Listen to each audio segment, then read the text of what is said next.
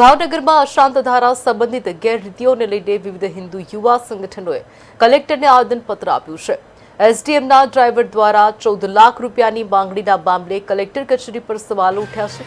કલેક્ટરે ડ્રાઈવર સામે કાર્યવાહી કરી તેને છૂટો કર્યો છે, પરંતુ સંગઠનોએ પૈસા લેતા દેતા તેમજ કચેરીના અધિકારીઓ સામે કડક પગલાં લેવાની માંગ કરી છે। 2023થી લાગુ પડેલા અશાંત ધારા હેઠળ 3000 જેટલી ફાઇલો પાસ થઈ છે, જેમાંથી 50% ફાઇલોની ચકાસણી કરવી જોઈએ તેવી માંગણી કરવામાં આવી છે।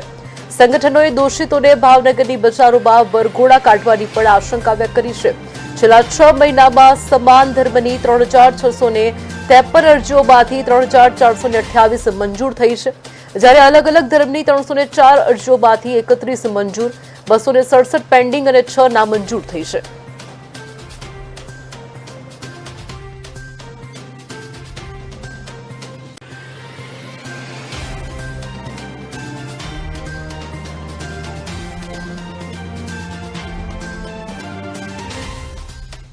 તેમજ ભાવનગરના વિવિધ હિન્દુ સંગઠનો અને ભાવનગરની હિન્દુ પ્રજા દ્વારા ભાવનગર કલેક્ટર શ્રીને એક આવેદનપત્ર દેવામાં આવેલું છે।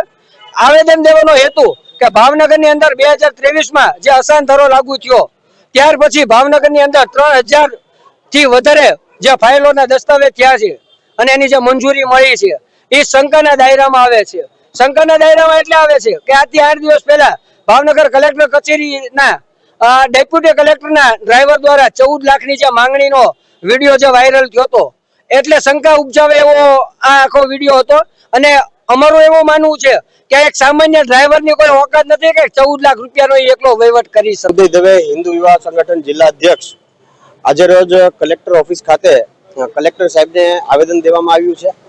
અશાંત ધારો 2023માં જ્યારથી લાગુ પડ્યો છે ત્યારથી લઈને અત્યાર સુધીમાં ઘણા જ દસ્તાવેજો એવી રીતે બનેલા છે જે અશાંત ધારાના કાયદાના હેઠળ નથી, અને ઘણા જ અધિકારીઓ સાથે મળીને આ દસ્તાવેજમાં હમણાંનો જ ભાઈએ વાત કરી હતી કે ભાઈ ડ્રાઈવર જો 14 લાખના કિસ્સામાં આવી શકતો હોય તો આમાં માત્ર ડ્રાઈવરનો રોલ હોતો નથી।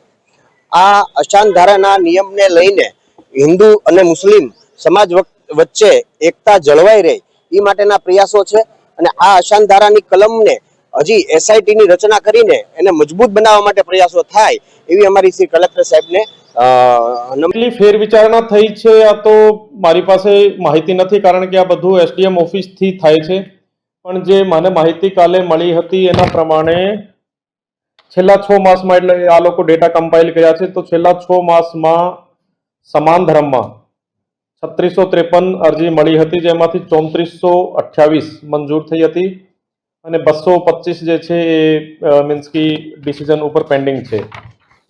અને જે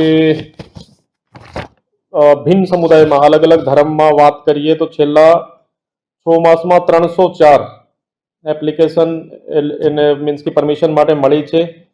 304 માંથી 31 મંજૂર થઈ છે અને 6 નામંજૂર કે દફતરે થઈ છે।